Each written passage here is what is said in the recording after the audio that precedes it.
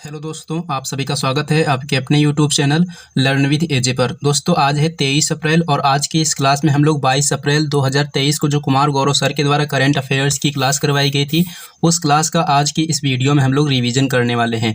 दोस्तों इसमें हम लोग करंट अफेयर्स के क्वेश्चंस के साथ साथ में जो इंपॉर्टेंट पॉइंट हो सकते हैं वो भी हम लोग इस वीडियो में रिवीजन करने वाले हैं। तो चलिए दोस्तों शुरू करते हैं बिना देरी करे आज के अपने इस सेशन को और देख लेते हैं आज का अपना पहला क्वेश्चन। तो दोस्तों यहाँ पर अपना सबसे पहला क्वेश्चन दिया गया है कि एशियन इंफ्रास्ट्रक्चर इन्वेस्टमेंट बैंक ने अपना पहला विदेशी कार्यालय कहाँ पर स्थापित किया है। सबसे पहला क्वेश्चन जो कि दिया गया है वह संबंधित है एशियन इंफ्रास्ट्रक्चर इन्वेस्टमेंट बैंक से। तो एशियन इंफ्रास्ट्रक्चर जो इन्वेस्टमेंट बैंक है इसके द्वारा एक विदेशी कार्यालय स्थापित किया गया है और ये इसका जो विदेशी कार्यालय है पहला कार्यालय होगा इस प्रकार का, जो कि कहाँ पर स्थापित किया गया है, यूएई में स्थापित किया गया है। अब हम देखेंगे इम्पोर्टेंट पॉइंट के बारे में। तो अगर पूछा जाए कि COP28 का आयोजन किस देश में किया गया था, तो COP28 का आयोजन किया गया था यूएई में। कहाँ पर? यूएई में। AIIB यानी कि एशियन इंफ्रास्ट्रक्चर इन्वेस्टमेंट बैंक, इसकी स्थापना कब हुई थी? इसकी स्थापना हुई थी सन 2016 में। और इसका मुख्यालय कहाँ है? इसका मुख्यालय चीन की राजधानी बीजिंग में है। अगर पूछा जाए कि एशियन इंफ्रास्ट्रक्चर इन्वेस्टमेंट जो कि बैंक है इसमें सबसे ज़्यादा योगदान या फिर सबसे ज़्यादा भागीदारी किस देश की है, तो सबसे ज़्यादा भागीदारी इसमें चीन की है और दूसरे नंबर पर सबसे ज़्यादा भागीदारी किसकी है? भारत की है। इसमें चीन की भागीदारी कितनी है? इसमें चीन की भागीदारी है 26% और भारत की इसमें कितनी भागीदारी है? भारत की इसमें 7.5% भागीदारी है। अब हम देखेंगे नेक्स्ट पॉइंट। तो नेक्स्ट पॉइंट यहाँ पर दिया गया है एडीबी से संबंधित। एडीबी यानी कि Asian development bank. Asian development bank का मुख्यालय कहाँ है? इसका मुख्यालय है फिलीपींस की राजधानी मनीला में। नेक्स्ट पॉइंट है एनडीबी यानी कि new development bank. New development bank का नया मेंबर कौन सा देश बना है? तो इसका नया मेंबर बना है मिस्र। उसके बाद में देखेंगे नेक्स्ट पॉइंट। तो नेक्स्ट पॉइंट यहाँ पर दिया गया है कि नाटो का 31वां सदस्य देश कौन सा बना है? तो नाटो का 31वां सदस्य देश बना है फिनलैंड। नाटो की स्थापना कब हुई थी? 1949 में हुई थी और इसका मुख्यालय बेल्जियम की राजधानी ब्रुसेल्स में स्थित है। और अब इसमें कितने मेंबर हो गए हैं? अब इसमें 31 मेंबर हो गए हैं। गोल्डन लाइसेंस किस देश के द्वारा लॉन्च किया गया है? गोल्डन लाइसेंस जो है बहरीन के द्वारा लॉन्च किया गया है। मोती द्वीप के नाम से कौन सा देश फेमस है? बहरीन फेमस है। और बहरीन की राजधानी क्या है? बहरीन की राजधानी है मनामा। नेक्स्ट पॉइंट है कि एशिया प्रशांत व्यापार संधि में शामिल होने वाला नया देश कौन सा है? तो ये हो जाएगा ब्रिटेन। कौन सा हो जाएगा? ब्रिटेन। उसके बाद में है नेक्स्ट क्वेश्चन। तो नेक्स्ट क्वेश्चन दिया गया है इनिओचस 23 जो एक्सरसाइज है यह किसके द्वारा आयोजित की जाएगी? तो ये ग्रीस देश के द्वारा आयोजित की जाएगी और इसमें भारतीय वायुसेना भी शामिल होगी। और भारतीय वायुसेना की तरफ से इसमें कौन सा विमान शामिल होगा? Su-30 MKI और C-17 विमान इसमें शामिल होगा। तो क्वेश्चन पूछा जाएगा कि इनिओचस 23 अभ्यास का आयोजन किस देश के द्वारा किया गया है? तो इसका आयोजन ग्रीस के द्वारा किया गया है। ओरियन एक्सरसाइज की बात करेंगे तो ओरियन एक्सरसाइज का आयोजन किया गया है फ्रांस देश के द्वारा और इसमें भारतीय वायुसेना के द्वारा भाग लिया गया है। और भारतीय वायुसेना की तरफ से इसमें कौन सा जहाज शामिल हुआ है? राफेल विमान इसमें शामिल हुआ है। कोप इंडिया एक्सरसाइज का आयोजन किसके द्वारा किया गया है? इसका आयोजन यूएसए के द्वारा किया गया है और इसमें भी इंडियन एयरफोर्स ने हिस्सा लिया है। बात आई है यहाँ पर ग्रीस की। तो ग्रीस की राजधानी क्या है? ग्रीस की राजधानी है एथेंस। और पहला जो ओलंपिक हुआ था कहाँ हुआ था? पहला ओलंपिक ग्रीस की राजधानी एथेंस में ही हुआ था। और ये कब हुआ था? ये 1896 में हुआ था। अब नेक्स्ट पॉइंट यहाँ पर दिया गया है गरुण एक्सरसाइज, शक्ति एक्सरसाइज और फ्रिंजेक्स एक्सरसाइज। ये तीनों की तीनों जो एक्सरसाइज हैं कौन कौन से देशों के बीच होती हैं? ये भारत और फ्रांस के बीच में होने वाली एक्सरसाइज हैं। उसके बाद में है नेक्स्ट क्वेश्चन। नेक्स्ट क्वेश्चन दिया गया है कि क्यूबा का नया राष्ट्रपति किसको बनाया गया है? तो क्यूबा का नया राष्ट्रपति बनाया गया है मिगुएल डियाज कैनेल को। मिगुएल डियाज कैनेल जो है यह क्यूबा के नए राष्ट्रपति बनाए गए हैं और ये यहाँ के दूसरी बार राष्ट्रपति बने हैं। कार्यकाल इनका कितना होगा? कार्यकाल इनका होगा 5 साल। उसके बाद में इंपॉर्टेंट पॉइंट की बात करेंगे तो सबसे पहले पॉइंट दिया गया है क्यूबा। क्यूबा की राजधानी क्या है? क्यूबा की राजधानी है हवाना। चीनी का कटोरा किस देश को कहा जाता है? क्यूबा को कहा जाता है। क्यूबा की संसद का नाम क्या है? क्यूबा देश की संसद का नाम है नेशनल असेंबली। और क्यूबा जो है यह एक कैसा देश है? यह एक साम्यवादी देश है। और क्यूबा के पहले राष्ट्रपति कौन थे? क्यूबा के पहले राष्ट्रपति थे फिदेल कास्ट्रो। फिदेल कास्ट्रो की ऑटोबायोग्राफी कौन सी है? फिदेल कास्ट्रो की ऑटोबायोग्राफी है माई लाइफ। तो क्यूबा से संबंधित जितने भी पॉइंट हमने आपको बताए हैं ये सभी पॉइंट आपको याद रखने हैं। राजधानी इसकी हवाना हो जाएगी। चीनी का कटोरा क्यूबा को कहते हैं। क्यूबा की संसद का नाम नेशनल असेंबली है। क्यूबा कैसा देश है? यह एक साम्यवादी देश है। और क्यूबा के पहले राष्ट्रपति कौन थे? फिदेल कास्ट्रो थे। फिदेल कास्ट्रो की ऑटोबायोग्राफी क्या है? माई लाइफ इनकी ऑटोबायोग्राफी है। उसके बाद में नेक्स्ट पॉइंट है इक्वाडोर से संबंधित। इक्वाडोर में माउंट कोटोपैक्सी ज्वालामुखी स्थित है। तो पूछा जाएगा कि माउंट कोटोपैक्सी ज्वालामुखी किस देश में है? तो ये इक्वाडोर में है। और नेक्स्ट पॉइंट यहाँ से पूछा जा सकता है कि विश्व का सबसे ऊंचा सक्रिय ज्वालामुखी कौन सा है? तो विश्व का सबसे ऊंचा सक्रिय ज्वालामुखी ये जो है माउंट कोटोपैक्सी ज्वालामुखी है और ये इक्वाडोर में स्थित है।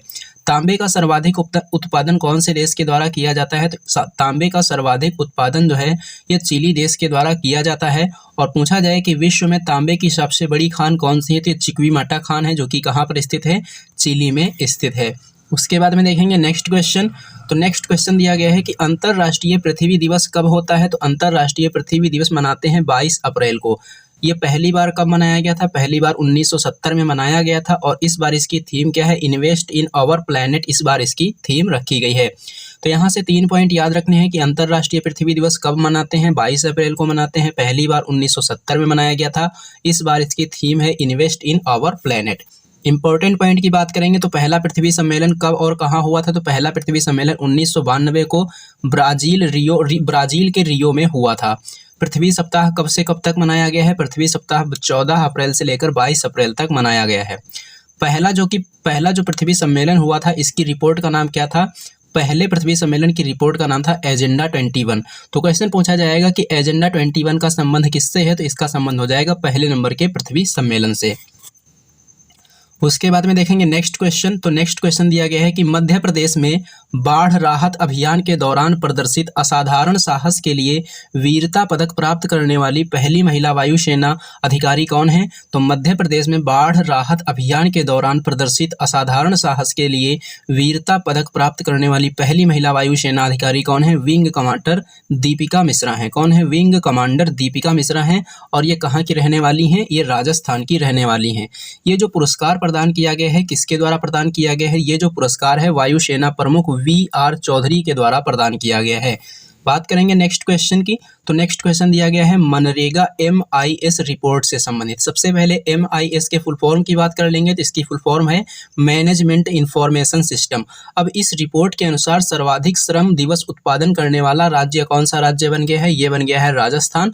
और दूसरे नंबर पर इसमें कौन सा राज्य है? दूसरे नंबर पर इसमें है तमिलनाडु। और तीसरे नंबर पर कौन है? तीसरे नंबर पर इसमें है उत्तर प्रदेश। बात कर लेंगे इंपॉर्टेंट पॉइंट की। तो इंपॉर्टेंट पॉइंट में देखेंगे नरेगा से संबंधित। नरेगा अधिनियम कौन से वर्ष का है? यह है 2005 का। ये कब लागू हुआ था? 2 फरवरी 2006 को ये लागू हुआ था। और इसका नाम मनरेगा कब हुआ था? इसका नाम जो मनरेगा है ये 2 अक्टूबर 2009 को हुआ था। उसके बाद में नेक्स्ट पॉइंट की बात करेंगे।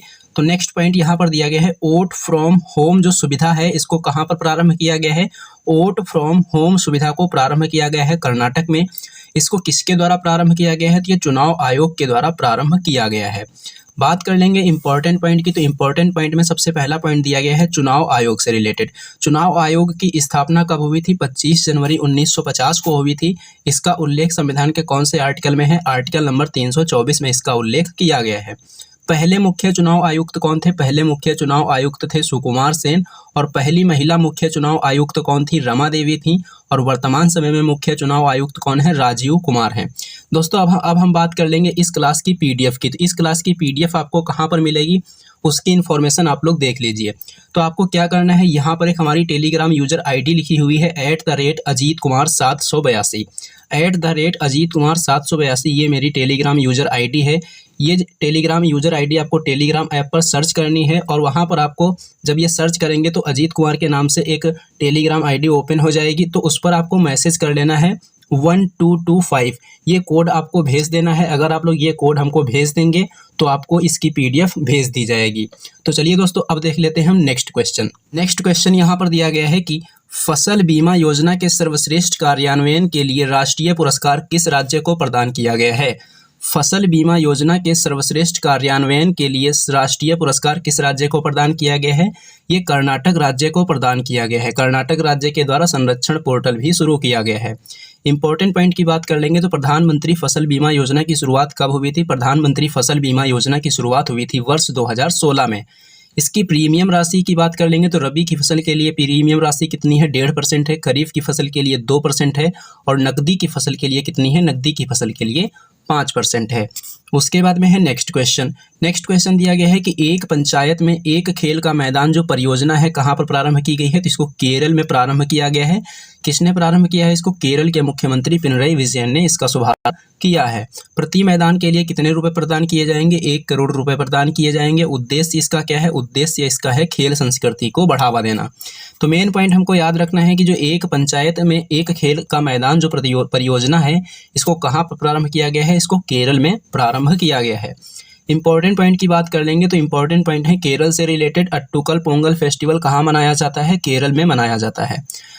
ऐसा कौन सा हाई कोर्ट है जिसने क्षेत्रीय भाषा में अपना फैसला प्रकाशित किया है और ऐसा करने वाला ये पहला हाई कोर्ट बन गया है? तो कौन सा हाई कोर्ट है? Kerala high court. और ये जो फैसला है किस भाषा में प्रकाशित किया गया है? मलयालम भाषा में प्रकाशित किया गया है। नेशनल बीच सॉकर चैंपियनशिप 2023 की विजेता कौन बना है? तो विजेता बना है इसका केरल। और ये जो नेशनल बीच सॉकर चैंपियनशिप हुई है ये इसका पहला संस्करण था और इस पहले संस्करण का विजेता कौन बना है? केरल बना है। छात्राओं को 60 दिनों का मातृत्व अवकाश देने वाला पहला राज्य कौन सा राज्य बन गया है? तो इसका जवाब हो जाएगा केरल। उसके बाद में है नेक्स्ट पॉइंट। तो नेक्स्ट क्वेश्चन दिया गया है कि राष्ट्रीय सुरक्षा परिषद सचिवालय का सैन्य सलाहकार किसको नियुक्त किया गया है? संदीप सिंह को नियुक्त किया गया है। ये कौन है? ये जो है वायुसेना के पूर्व उप प्रमुख हैं। नेक्स्ट क्वेश्चन दिया गया है कि भारतीय सेना और तेजपुर विश्वविद्यालय के बीच चीनी भाषा के प्रशिक्षण के लिए हुआ समझौता। तो चीनी भाषा के प्रशिक्षण के लिए जो समझौता हुआ है किस किस के बीच में हुआ है? तो भारतीय सेना और तेजपुर विश्वविद्यालय के बीच में हुआ है। तो दोस्तों ये था आज का आपका सेशन। ये सेशन आपको कैसा लगा है कमेंट बॉक्स में कमेंट करके जरूर बताना। अगर ये सेशन आपको पसंद आया हो तो इसे लाइक करना और इसे अपने दोस्तों में ज़्यादा से ज़्यादा शेयर भी करना। तो चलिए दोस्तों मिलते हैं हम लोग एक नेक्स्ट वीडियो में।